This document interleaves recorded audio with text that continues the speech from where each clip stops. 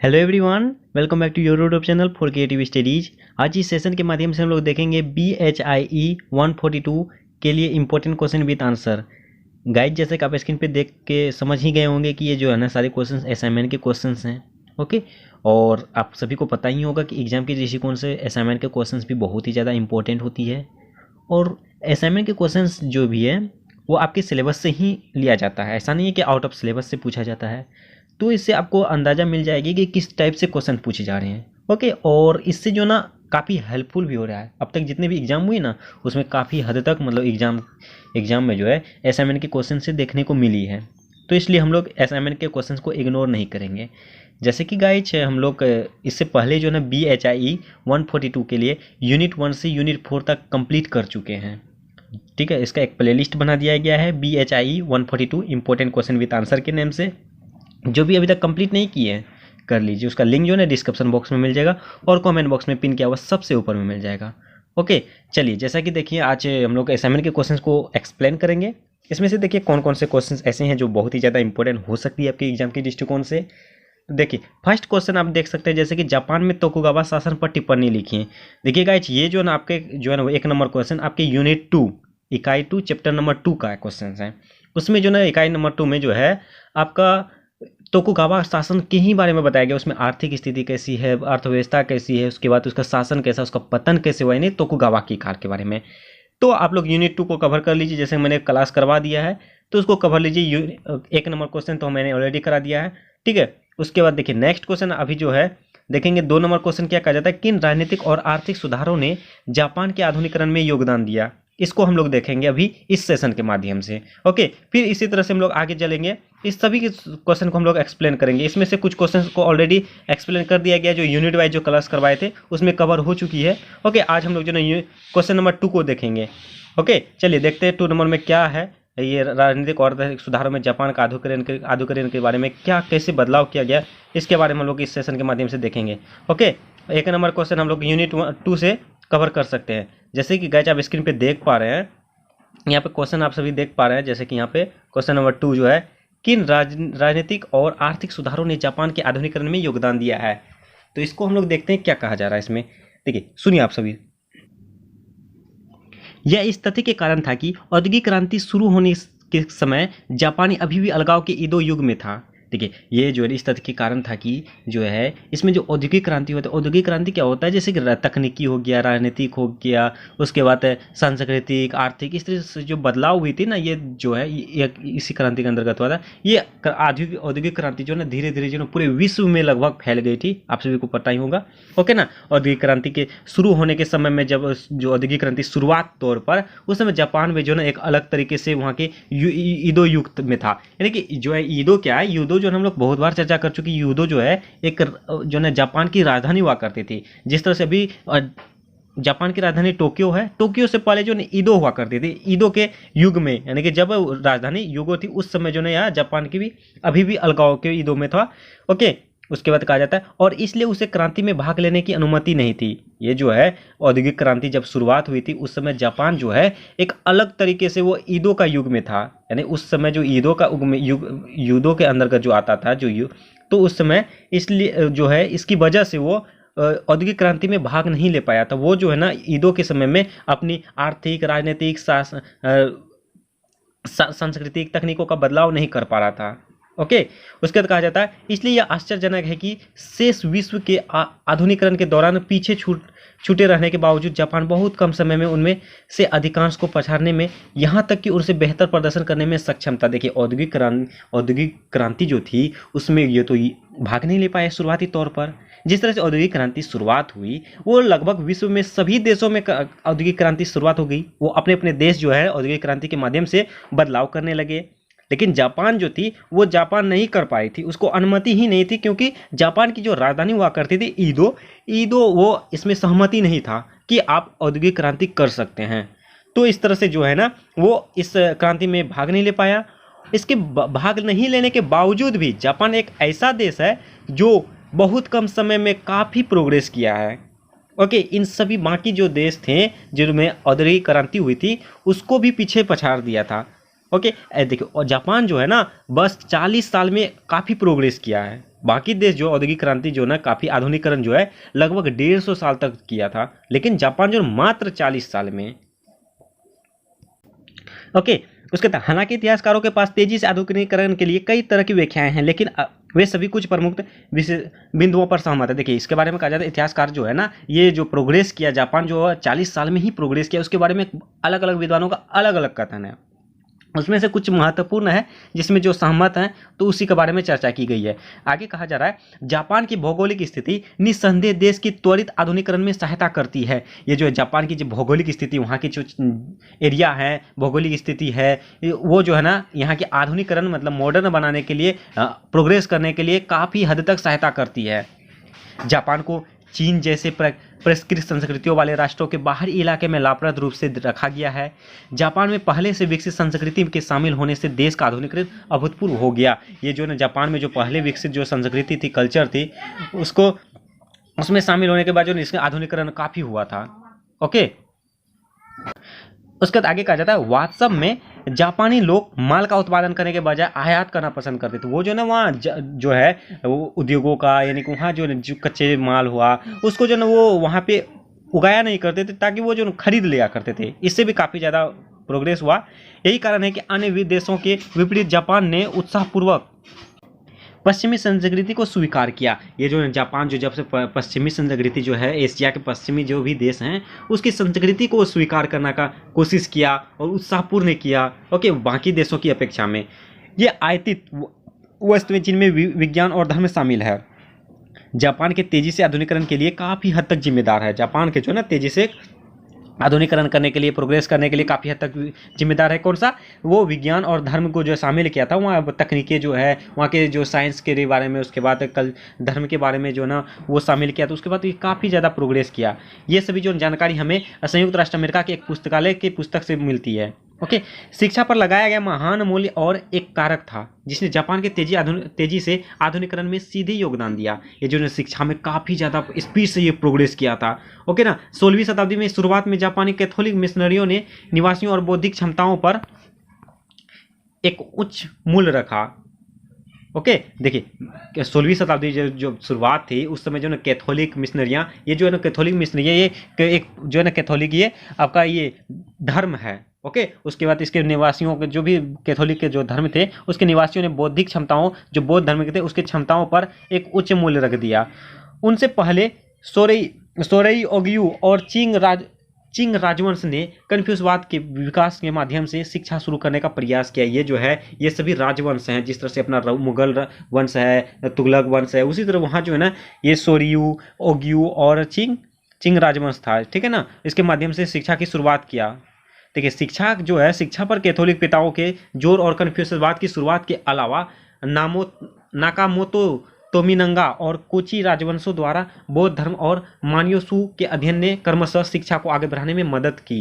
देखिए, शिक्षा पर जो है ये कैथोलिक जो धर्म थी उसके पिताओं, उसके बाद उसके कन्फ्यूशनवाद की शुरुआत के जो है ना, इसके अलावा जो वहाँ थे नाकामोतो और तोमिनंगा और कोची राजवंश, ये सभी राजवंश थे, उसने बौद्ध धर्म और यानी बौद्ध धर्म तो आप सभी को पता ही हो, बौद्ध धर्म जो काफ़ी ज़्यादा प्रचलित हो गई थी। एशिया में लगभग सभी देशों में वो छाए हुए थे, जापान हो, चीन हो, भारत में तो ऑलरेडी था ही, नेपाल वगैरह सब में इन्होंने जो काफ़ी हद तक अपना योगदान दिया है। उसी तरह से ना बौद्ध धर्म और मन्योसू, वहाँ के जो ना धर्मी है मन्योसू, उसके अध्ययन के क्रमशः जो है ना शिक्षा को आगे बढ़ाने में काफ़ी मदद की है बौद्ध धर्म में जो कथन है। ठीक है, उसके बाद जब कहता है, जब 1872 में जापान में स्कूल प्रणाली शुरू की गई, यानी कि जापान में जो ना 1872 ईस्वी में इसका स्कूल की जो ना पढ़ाई शुरू हुई, तो उसमें जो ना त्वरित स्वीकृति मिली। उसमें जो ना लोगों से जो ना काफ़ी हद तक प्रोग्रेस करने के लिए, उसमें जो ना उत्साही करने के लिए, स्कूल जाने के लिए, परसेंटेज बनाने के लिए बहुत ज़्यादा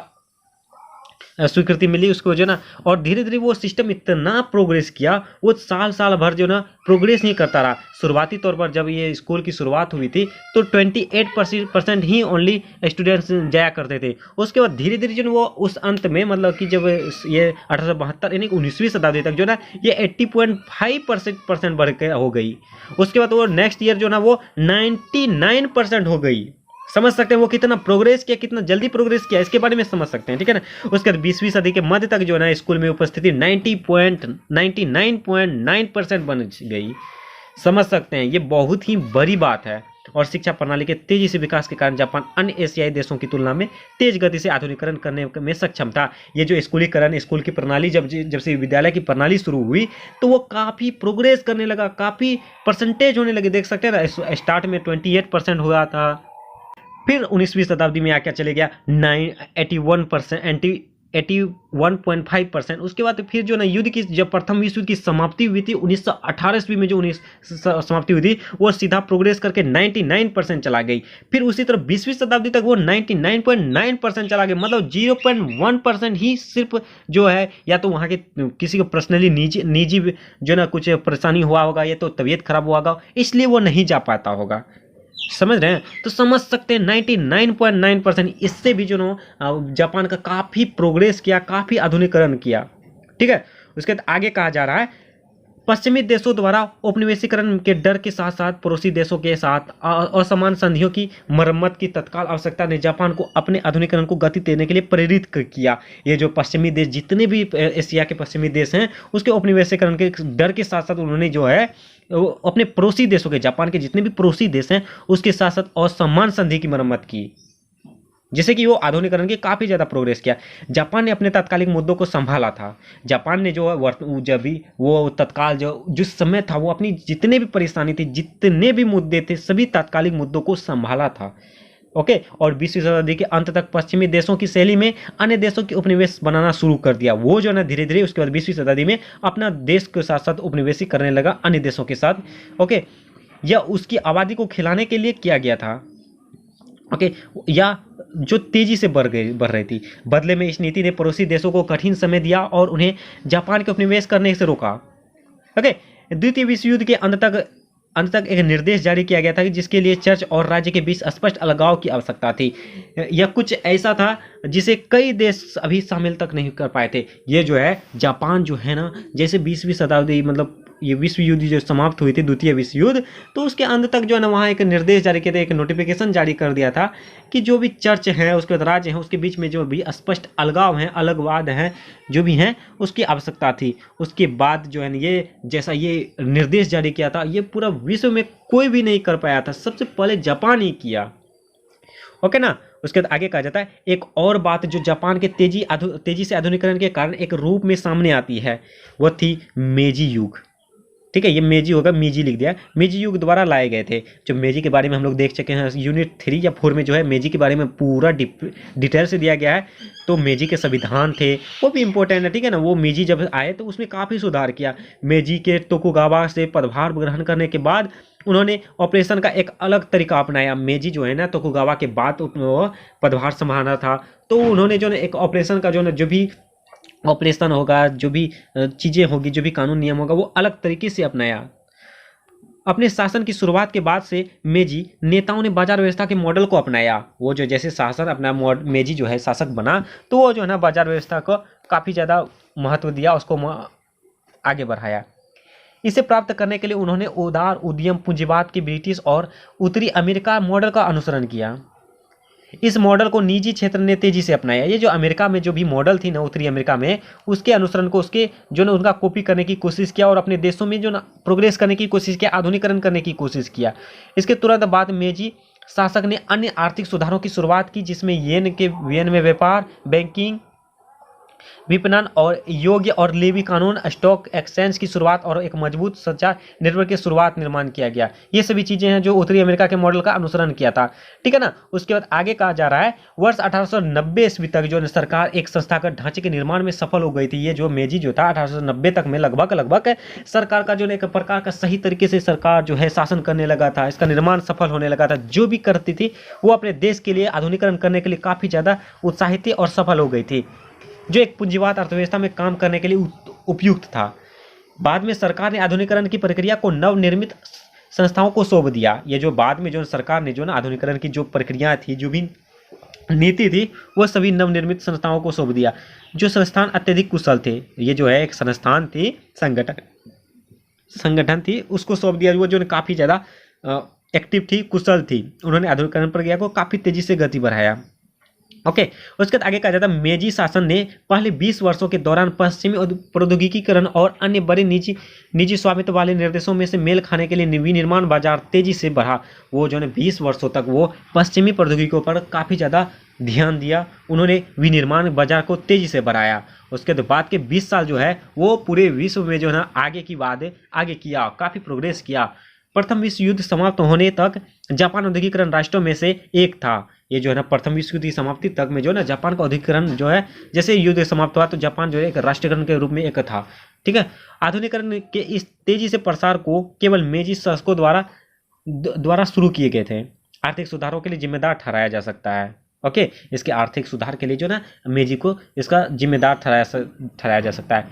ओके, ये रहा आपका जो ना राजनीति के बारे में, जो उसमें जो ना जिम्मेदार आपके जो ना क्वेश्चन जैसे कहा गया था राजनीतिक और आर्थिक सुधारों में जापान के आधुनिकीकरण क्या था इसके बारे में। अब देखिए इसके निष्कर्ष के बारे में निष्कर्ष दिया गया, आप इस निष्कर्ष को भी फॉलो कीजिए। निष्कर्ष के बारे में देखिए क्या कहा जा रहा है। निष्कर्ष में क्या कहा जा रहा है, देखिए जापान को एक ऐसा देश माना जाता है जिसने आधुनिकीकरण में सबसे कम समय लिया। जैसे पहले भी मैंने बताया कि जापान एक ऐसा देश है जो आधुनिकीकरण करने में बहुत कम समय लगाया, जबकि अन्य एशियाई देश जितने भी एशियाई के देश में हैं वो लगभग आधुनिकीकरण करने में 150 साल लगाए थे, ये लगभग मात्र 40 साल ही लगाए।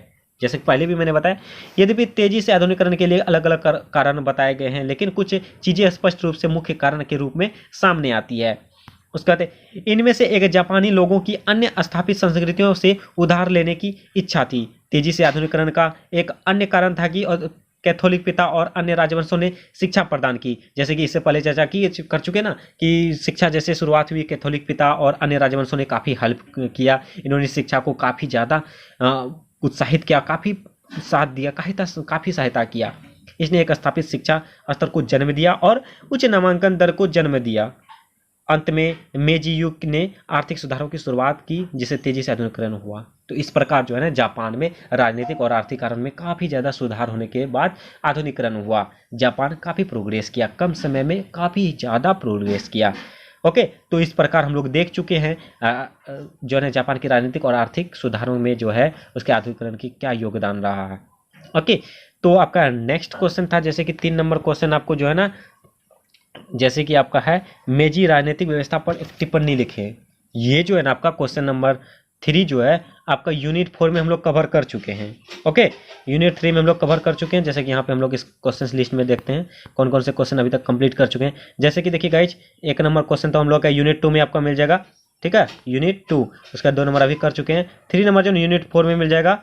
ओके ना, उसके बाद देखिए 4 नंबर क्वेश्चन जो आपका जो ना यूनिट 9 का है, मैं नेक्स्ट सेशन में उसी को कराऊंगा 4 नंबर, और 5 नंबर आपका यूनिट 10 का है। 4, 5 इसको जो नेक्स्ट सेशन में करा दूंगा मैं। ओके ना, आज ही पोस्ट होगी, आप सभी हमारे साथ जुड़े रहिए। उसके बाद देखिए 6 नंबर जो ना आपका अभी करा चुका 6 नंबर हो चुकी है जो कि यूनिट 4 में आपको मिल जाएगा। ओके, समुराई के बारे में देख लेंगे इसको। उसके बाद आपका 8 नंबर जो है ना ये भी आपका यूनिट 3 में है, इसको देख लीजिएगा। उसके बाद जो आपका जो है ना ये इसको हम लोग देखेंगे, यानी कि जो हम लोग कंप्लीट कर देंगे इसको जापान। ये जो है ना ये आपका यूनिट 11 का, इसको भी हम लोग देखेंगे। सारे के सारे सेशन को हम लोग जल्दी से जल्द लाने की कोशिश करेंगे, इसलिए हमारे साथ जुड़े रहिए। जो भी चैनल में न्यू है प्लीज़ चैनल को सब्सक्राइब कर लीजिए और बेल आइकन को जरूर हिट कीजिए। कब कौन सी क्लासेस अपलोड हो जाए आपको नोटिफिकेशन मिल जाएगी। ओके, और मेरा एक्सप्लेनेशन कैसा लगा प्लीज़ कमेंट करके जरूर बताएं। उसके बाद अपने दोस्तों को भी शेयर कीजिए और वीडियो पसंद है तो लाइक कीजिए। कमेंट के माध्यम से जो भी डाउट हो डाउट पूछिए और अपने दोस्तों को भी शेयर कीजिए। चलिए मिलते हैं नेक्स्ट सेशन में, तब तक के लिए थैंक यू।